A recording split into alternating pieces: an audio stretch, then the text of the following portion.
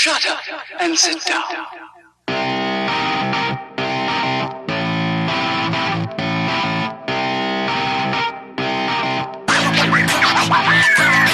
We just finished training? I just got done coaching. I got my kids' classes on Tuesdays and Thursdays, so I just got done with my teenagers about an hour ago. So I was cleaning up the gym and stuff and got set up for this, getting ready. Cool, man. Cool. What ages do you train? Man, the youngest I take them is 4. Mm-hmm. Right now, I'm still working full time as a firefighter, so I'm not able to teach as much as I like. But I have curriculum as young as 2.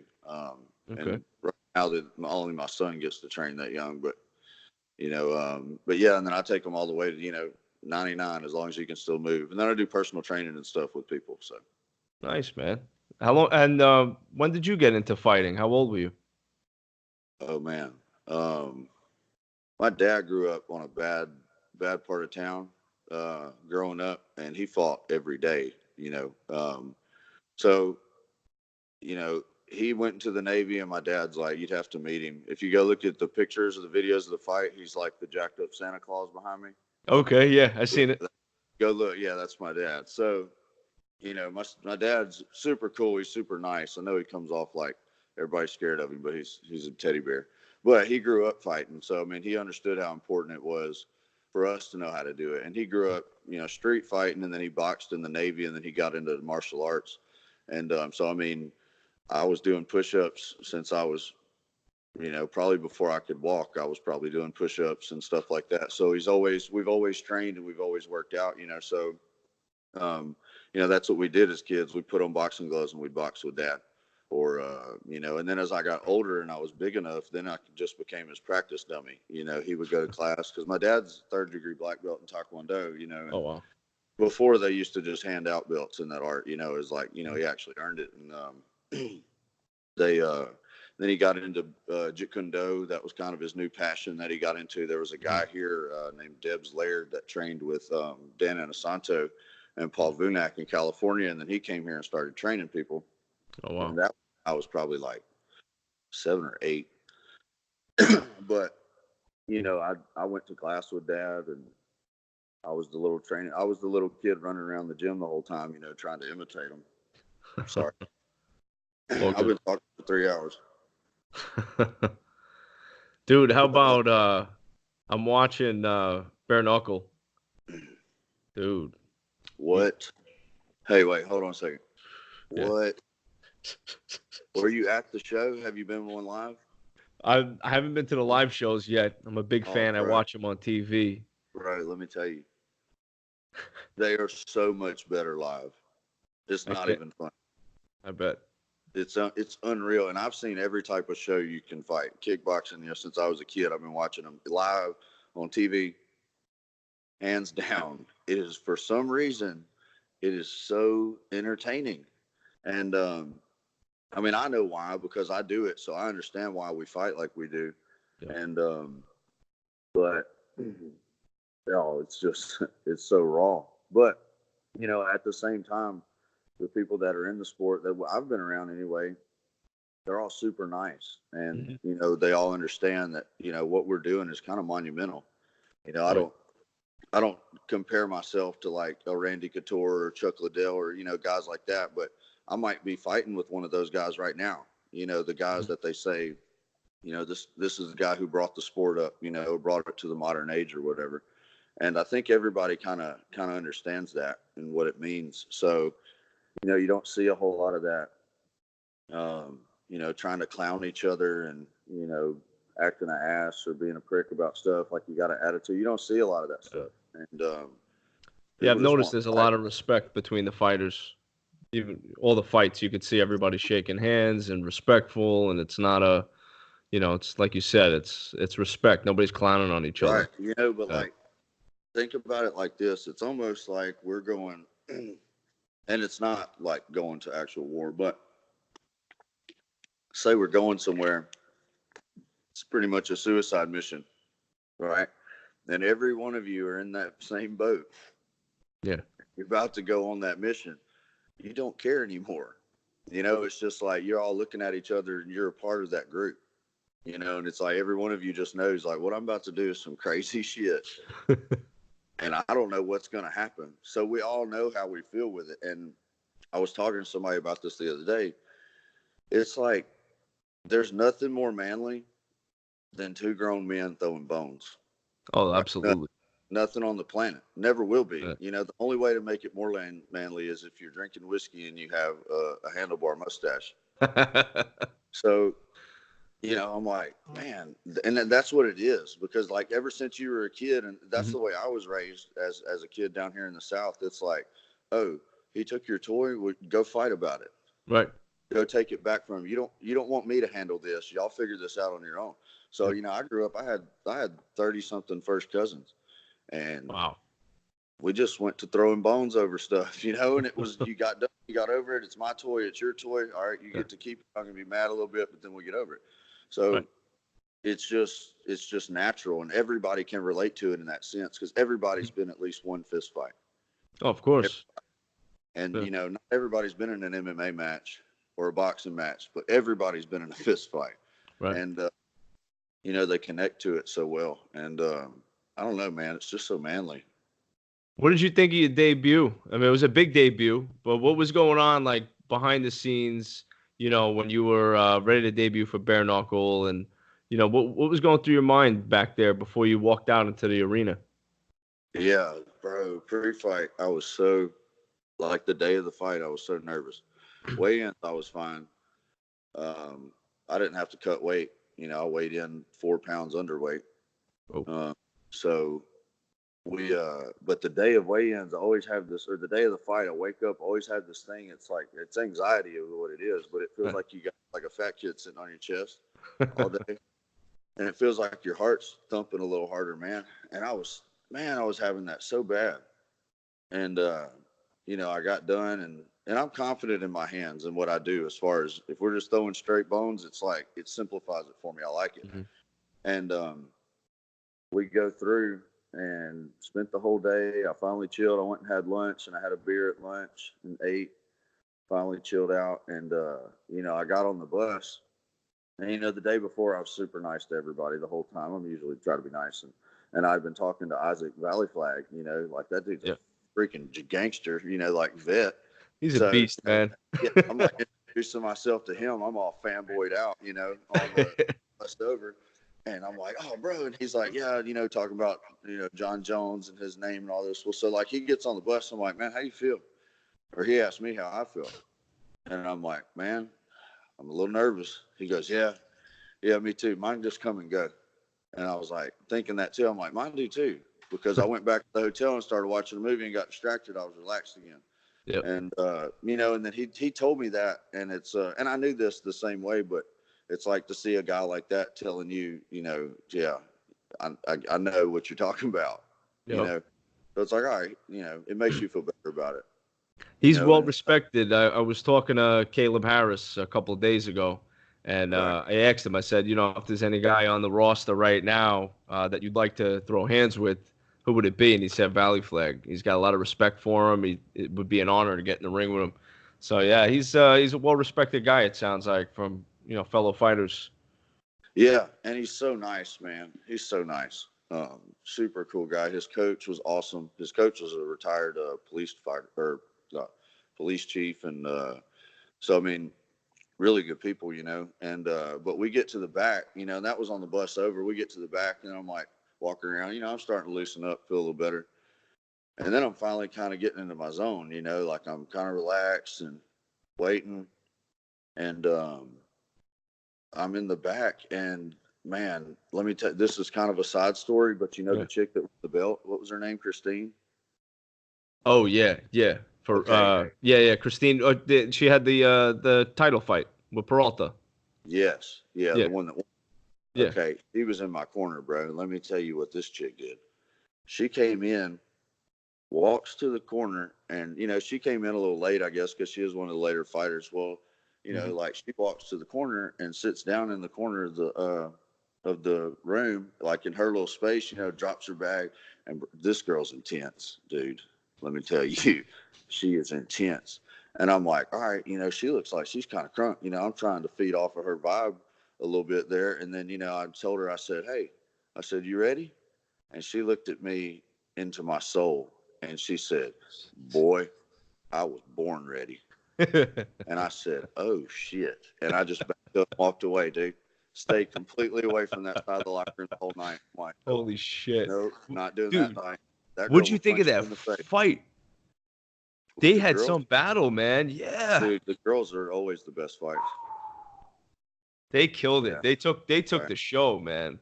Girls I they're always was the best fights. And here's the thing with girls, like, guys will see it as a sport, but that's not how women see it. They are killing each other. Like, how I said all the guys, all the people are cool with each other. yeah. That's not the same with girls. Um, They're just mean. And especially girls that like to fight, phew, bro, hey, just walk away. If a woman talks to you like that, walk away. She will punch you in the face. I believe that shit. Yeah. So I just stayed away from her completely. But I was pulling for her. She did pretty good. But She then did after good. that, She really yeah, did.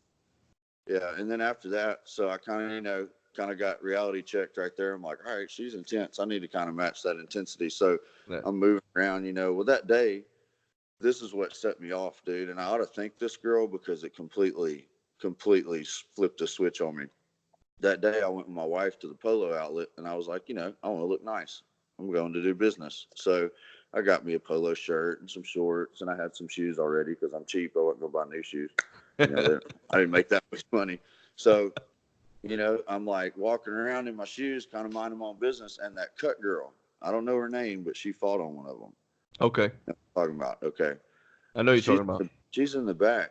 And I'm just walking there, minding my business, And then apparently, I feel like she's looking at me, but she's looking through me, obviously. And she's like, I really like that shirt. Okay. So here I am, minding my own business. And I'm sitting there thinking, well, it's just a polo, but whatever. You complimented me. I'll return the favor. So I said, oh, thanks. And she said, oh, I guess yours is all right, too. And turned around and walked off, bro. Roasted me in front of everybody. And then, not only that, when she's walking off, she turned around and she said, fucking pretty boy. Oh,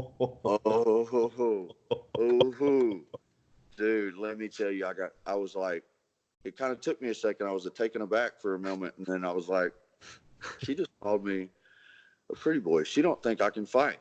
She doesn't think I can fight because she thinks, okay. So I'm like sitting there stewing on this, and then I'm like pacing back and forth. Well, then I go back there and I'm in the Hawaiian guy's corner. He's right there next to me. And my dad's back there too. And my dad's kind of looking at me. I'm like, let me tell you what just happened. And I told him. And these guys were listening and they died out laughing. And I'm like, bro, what's so funny? And he looked at the big dude and he was like, he was just saying, I'm like, you were just saying the same thing, huh? I was like, you think I'm a pretty boy? You think I can't fight, huh? Is that what it is? You don't think I can fight? And they're still laughing at me. I'm like, all right, I'm going to fucking show y'all, pretty boy. Hold on. And bro, You it was did, like, bro. yeah, a switch flipped. And because I didn't like that and I was being, to me, it was disrespectful because they were taking advantage of it because I was so nice.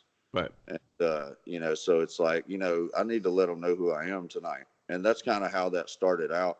You certainly did, bro. You came out. I saw you when they announced you. You were on a mission when you walked to the ring. Like, you could see it. Right. I felt it just watching the show. Like I said, oh shit, dude means business. Because I could just tell the way you walked to the ring. Right. And much respect for wearing the stars and stripes. That was great. Thank you. Were you the one that came out? I'm just going off memory. I'm spitballing, but did you come out to Jimi Hendrix? Was Johnny that you? Cash. Johnny Cash. Yeah. Okay. When the man comes around. Okay. Yeah. Okay, that was you. Yep. Yeah. Yep. Just want to make sure. All right. So you get in the ring, first bare knuckle, got the crowd cheering you on. You're in the ring. What's going on in your head? Right Man, before the bell. I'm trying to get in my mode. I'm trying to get into hero mode. Yeah. Where I've got that confidence, where I'm moving, I'm not thinking. Always go in. I bounce around a little bit. I usually try and find my grandma. If you see me pointing up in the arena, I'm pointing at my grandmother, blow her kisses or whatever. And then I strike my hero pose for a second, stare at the camera while I'm in hero mode, and you know, the whole time I'm in there before, I'm just telling myself, you know, like, let's go, Quentin. Let's do this. It's time to go. Come on, let's do this. Let's do this. You're a bad Yep. motherfucker. You know, just Yep. over and over, kind of pep talking myself. Mm-hmm. You know, and it worked. You know, I was in there and I was ready to go. And, you know, a lot of it kind of thinks, and I've always had problems with that in the past. I've never had a problem with my skill, my work ethic, my talent. It's always been my mind. It always has held me back. And especially in big moments, you know, when it's a big fight or something like that. Not all the time, but, you know, every time I've had some type of apprehension, and I didn't have it with this. Even on the cage show that I was on, you know, I knocked that dude flat out, probably the worst knockout of my career. And, but I was still so scared and nervous the whole time. That was early on. But, you know, I sit back and, you know, I'm 29 years old. I've been a firefighter for 9 years, and I run into burning buildings, and I have no problem with that, you know. So that's way more dangerous than, you know, what I'm doing in the cage. That's a good way to put it. And I do it all the time. And then, but, you know, running the burning buildings is my job, and it's what I love to do, and helping people and stuff. But, you know, before I go in, you know, I always say a little prayer, and I tell myself, you know, if he didn't want me here, he wouldn't put me here. Got that right. So, and that's what I was telling myself there. You know, if he didn't want me in here doing this bare knuckle, I wouldn't be here right now. So, because there are plenty of reasons that the fight couldn't have happened or shouldn't have happened, and they did anyway. So, you know, it's kind of part of my mental process there. What about, I mean, your game plan was to just go in, balls to the wall, knock this guy out right away. Was that because that's the way it looked. No, not at all. All right, so what changed that? Because as a fighter, you know, you have your game plan, but then like it's that natural instinct kicks in, and you're like, you just change gears. So what was that moment in the fight where you were like, I got to go right now and go after this guy? Tiger got out of the cage, bro. Let me say, you know, and that's all I can say, because look, you know, I kind of envisioned the whole toe the line thing. Like, you know, we start off pretty close, and, you know, they start off in MMA or whatever, they're 20 foot away from you. And it doesn't seem like it's a difference, you know. Well, then, one, I'm way too crunk for this, right? Going on. David Feldman, right before I went out, because I was first fight, he's back there giving us like a Dana White speech, you know, when Dana White didn't have any money and he had to, you know, like actually be nice to people. So, like, you know, but Dave's like all into this, and, you know, he's getting us all fired up, and we're just like, whoa, you know, like, let's do this. And then, like, boom, hero, you're up, let's go do this. And I'm like, hey, I'm about to go get this money, you know what I mean? And so there's that. And then when we get there and you're standing on that line, I mean, I guess it depends on how you think, but like, you're close. You're way closer than I thought we were going to be. And, you know, I hit him with and all I can think in my head was like, I better fucking hit him first, you know, because he's going to hit me if I don't hit him first. So it was kind of that, and then being a little too pumped up, and I just took off, and I started catching him with some shots, and then I kept catching him with them, and I thought I had him hurt. I'm pretty sure I did. But I got too wild, and I let that left hand drop, and he caught me with that first overhand right that dropped me. Funny thing about that, because I've never had that happen before, you know, I grabbed my knee right afterwards. Well, like, he hit me, and I didn't realize that he had hit me, but I felt my knee buckle. Like, it felt like it buckled and just quit working. Yeah. And I was thinking in my head, my knee just blew out. That's why I'm falling down. Oh, shit. So then I dropped to grab it, and then I moved it a little bit, and I was like, oh, it's fine. And I hopped up, moved it around, and I'm like, damn, he just knocked me out. I realized that's what happened. I'm like, this son of a bitch just dropped me. Like, then I was pissed again. And I'm like, all right, let's go.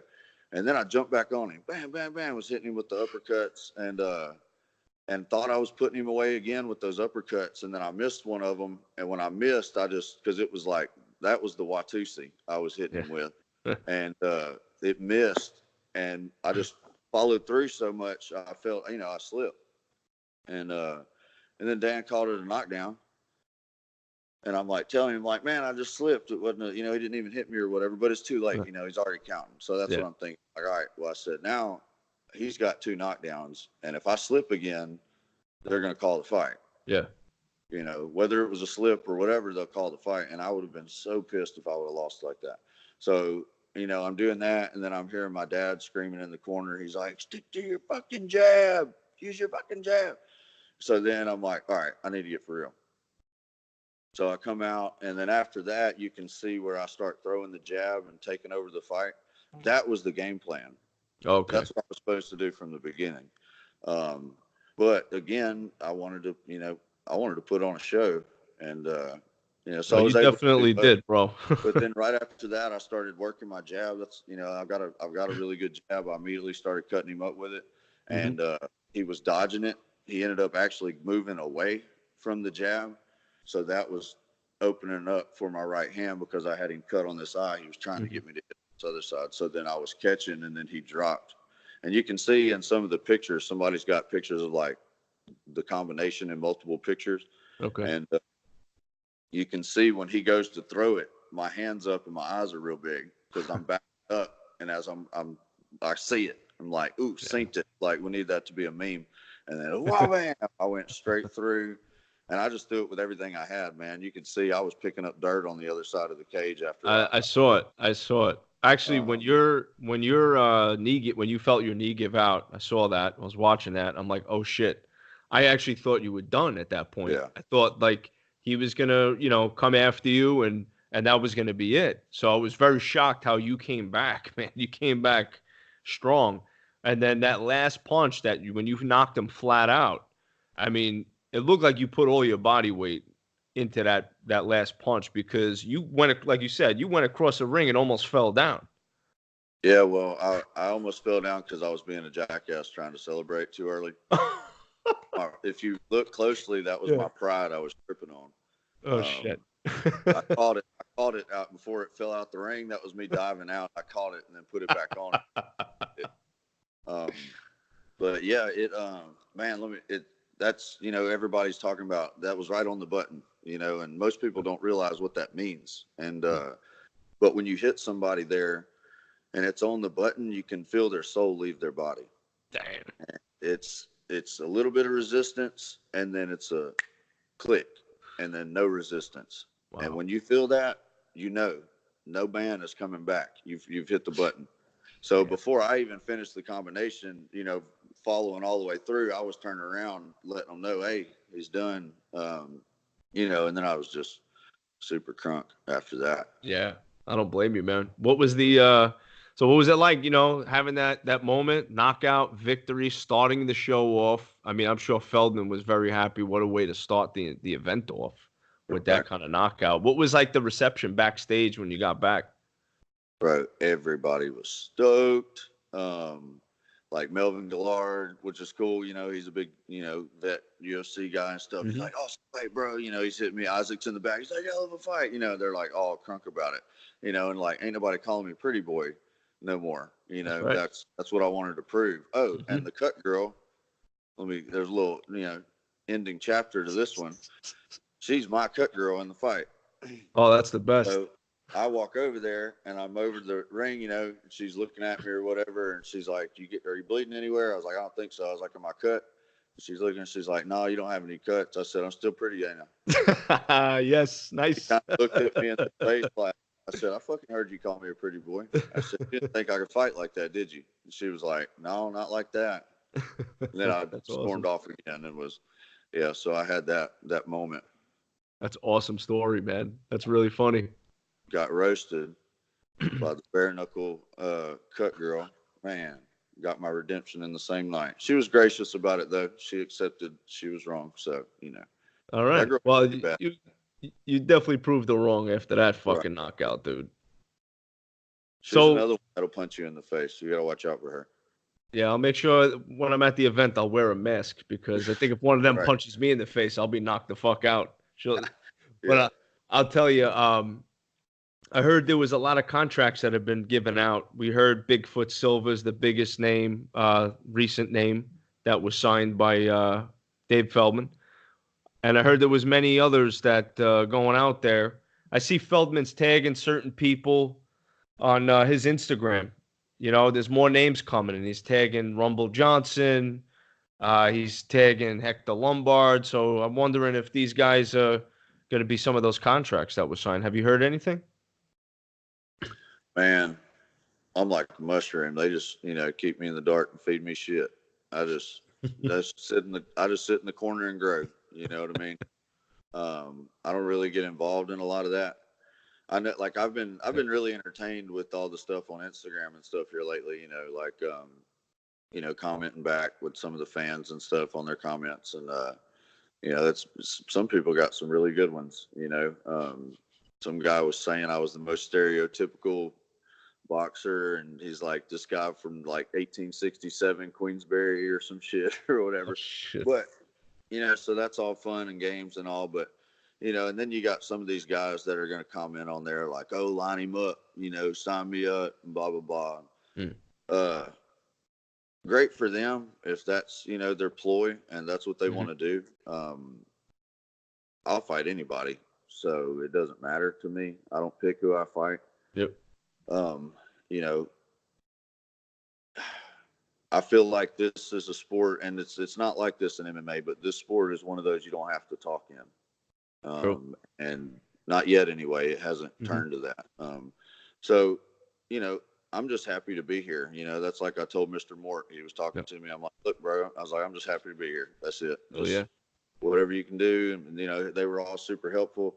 I'd like to be, tell people I was, the first bare knuckle champ from Louisiana or, something like that. And I want to fight those guys, but as far as Facebook call outs and Instagram call outs, I'm not getting in some childish, Twitter battle with some dude I don't even know. And I might like if I got to hang out with, they'd probably like me. I'm fairly likable, so, it doesn't have to be like that. And, bro, I'd invite you out for a whiskey with me. As long as I know you got my back. Anybody acts out of line, you just fucking knock them out for me.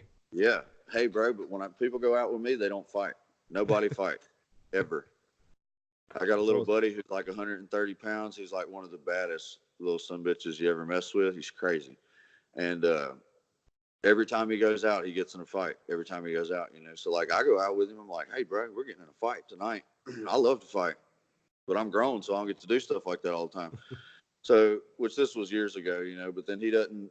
We go out, we can't get in a fight with nobody. Nobody. I'm like, dude, what's going on? He's like, well, nobody will mess with me because you're with me. And I'm like, that's gay. Like, we came to fight. I'm like, I'm not going to get into the fight with them. I'm just, like, I'm going to let you fight them. But, yeah, it's just crazy how people are. How big are you? What's your size? Man, I got different stages of evolution. It depends on what form I'm in,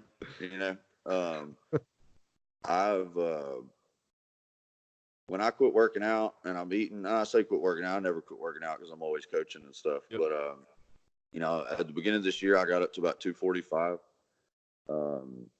Right now, like for this fight, I started training and eating better. I was 211 and I was eating pretty hardy, so, if I'm training hard and I'm my normal weight's probably about 205.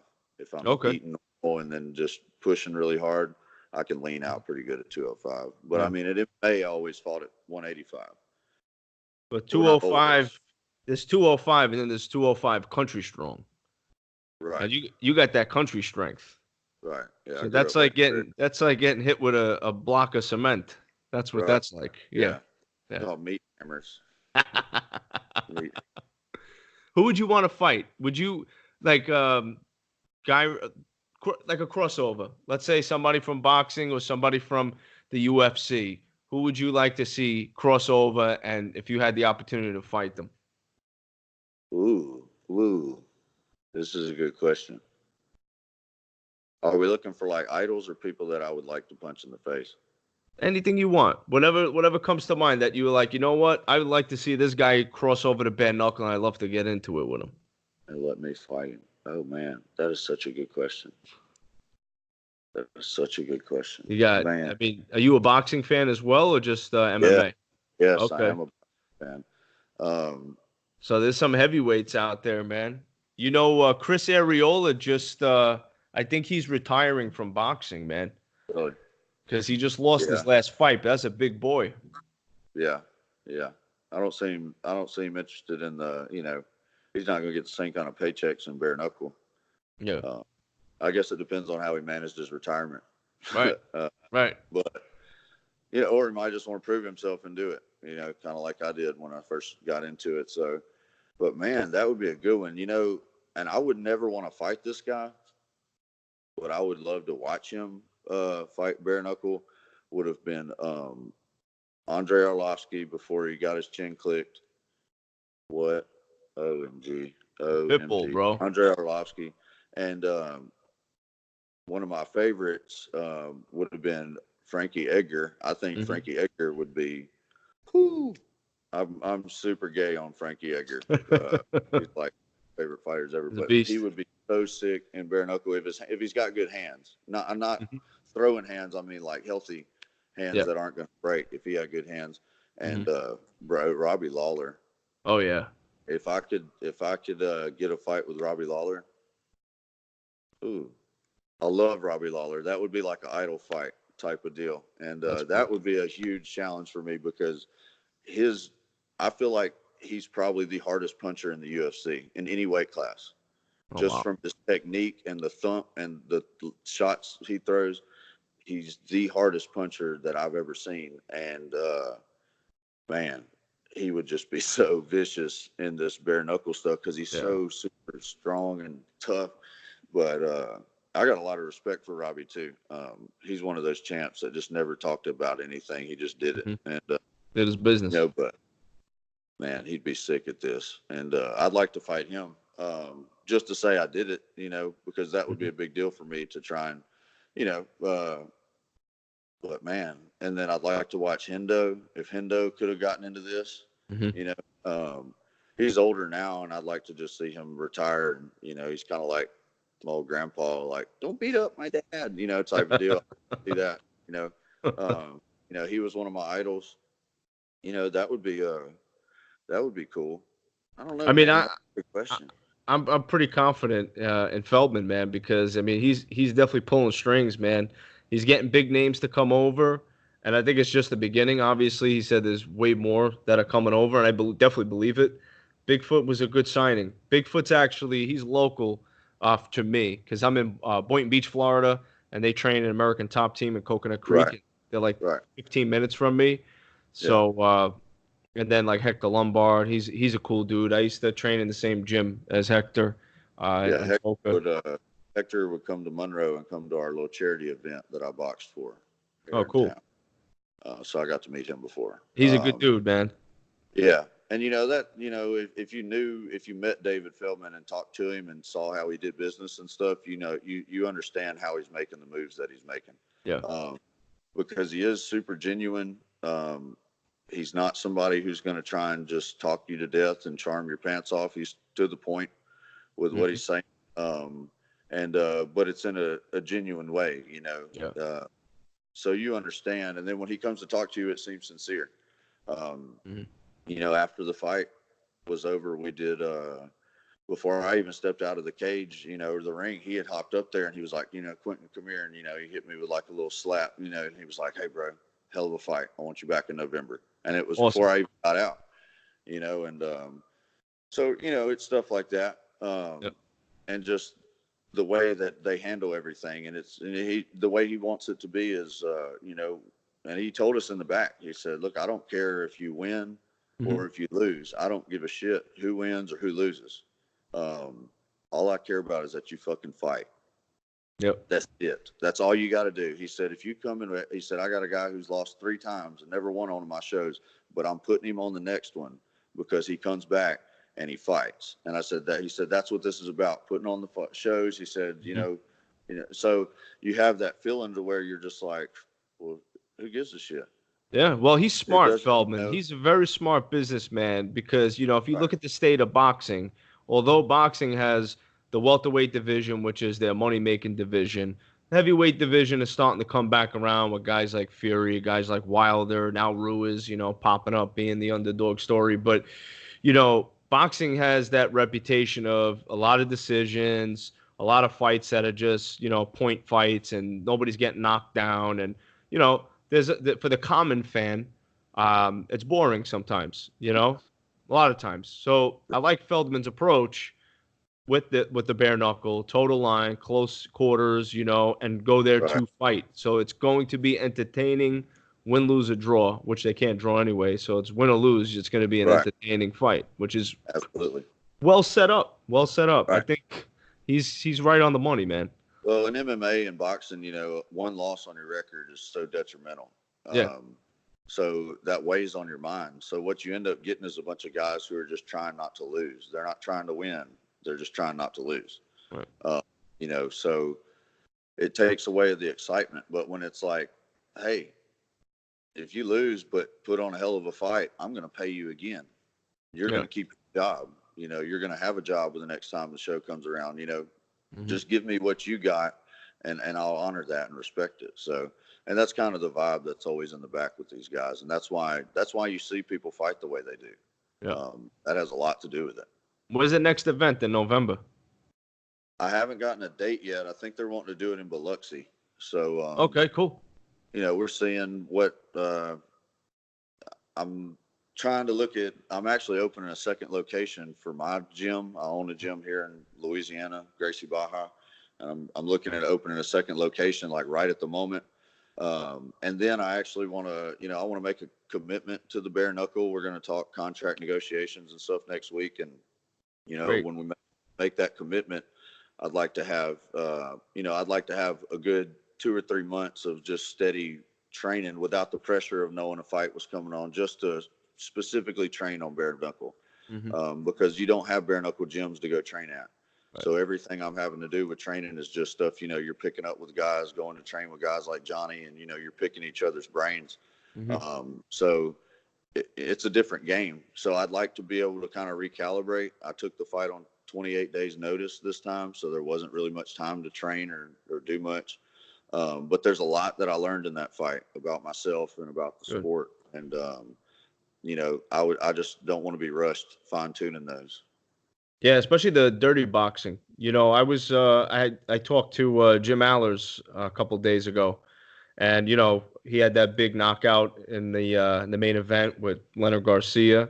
And what I noticed about Allers, because you saw the fight, he came out like a pit bull, firing away, and he did a lot of dirty boxing, but very well. He grabbed the back of Leonard Garcia's neck, and he was just blowing uppercut after uppercut on this guy nonstop.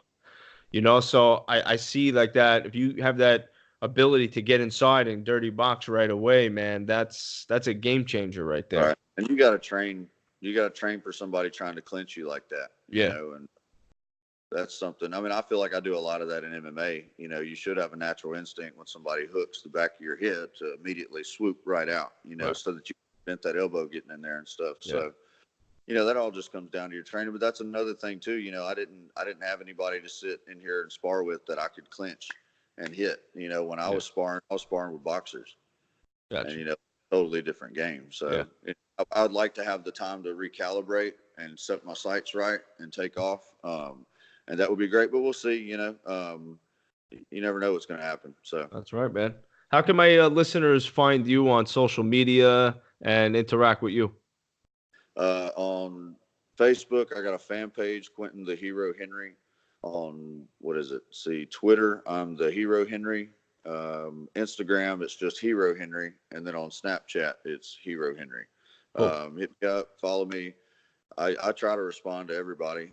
Like I'm a firefighter, so I get a lot of downtime here and there, so I don't mind taking the time and giving people feedback. I know a lot of fighters don't do that, but I've always fanboyed out on fighters, and they never reply to my comment, and I'm like, dang. But then when they do, like Brandon Vera, that dude replies to my comments. If I put something down that's good, like so he reads it, he'll reply or like or something, and I'm like, bro, that's tight. So now I follow everything he does,